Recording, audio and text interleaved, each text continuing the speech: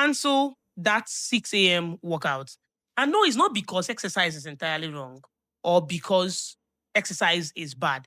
It's simply because the timing is wrong. And also, most times, the intensity of the exercise is wrong. Because most times you find people doing exercise in the morning on an empty stomach. I'm not against those people that walk in the morning. No, I'm not against those people that do the walking exercise in the morning. So here is what really happened. On an empty stomach in the early hours of the morning, your body is releasing what we call cortisol. Now, cortisol, yes, is also your stress hormone, but it's also the hormones that prepares you for the day. How it does is that it mobilizes glucose to push into your blood and get you ready for the day. Now, when we have the intensive exercise, it adds more level of cortisol to the already naturally existing high level of cortisol. And imagine when this is happening on an empty stomach.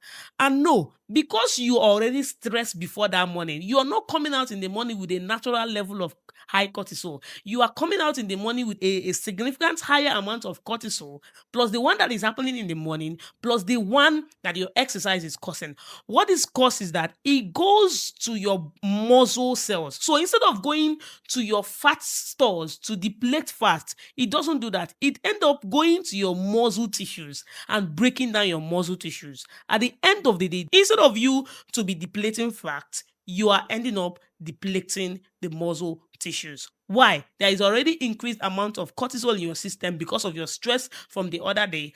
And again, there is also an increased amount of cortisol in the morning because naturally that's how the body has been designed to prepare you for the morning. But again, even during exercise, again, there is another increase of cortisol on top of these two layers that I've mentioned earlier.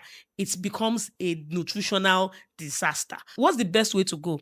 Those intensive exercise is not you helping your body system. It's you using one tool that could help you, but using it to cause disaster to your body system. So instead of those intensive workouts in the morning on an empty stomach, it's better you go with exercises that has to do with walking or even strolling or even stretching or those mobility kind of exercises that doesn't really involve intensive exercise that is going to help increase the already increased level of cortisol in the body. Because at the end of the day, what we want is to build the system, not actually destroy the system. If you want to still maintain those intensive exercises, the best window to do it is later much in the morning when you've already taken your breakfast or in the afternoon when the cortisols are done. And then so that when you are doing this intensive exercise, you could go to deplete the fat stores instead of touching the muscle tissue. If you're already diabetic or you know someone that is already diabetic and you really want a platform